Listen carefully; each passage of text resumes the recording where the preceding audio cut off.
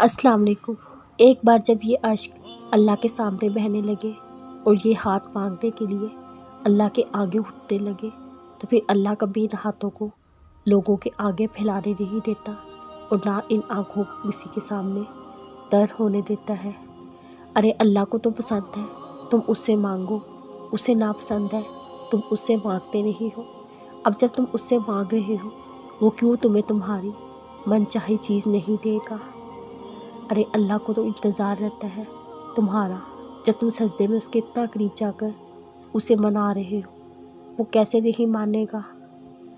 اللہ نے خود فرمایا ہے مجھ سے مانگو میں دوں گا۔ وہ رب اپنے وعدوں کا سچا ہے، وہ تمہاری دعا کیوں رد کر دے گا؟ اپنے اس تھکے ہارے جسم، شدید ٹوٹے ہوئے دل کو جب تم اپنے بہتے ہوئے اشکوں کے ساتھ اس کی دہلیز پر جاؤ گے وہ کیسے انکار کرے گا؟ سنو، اللہ نے دینے کا وعدہ کیا ہے، بس وہ تم سے تمہارا صبر چاہتا ہے، تم سے توکل چاہتا ہے۔ تم یقین تو رکھو، پھر دیکھنا راستے ایسے بنے گے تم نے کبھی بھی سوچا نہیں ہوگا۔ ہم کب دوسروں کے گناہ چھوڑ کر اپنے گناہوں پر دھیان دیں گے؟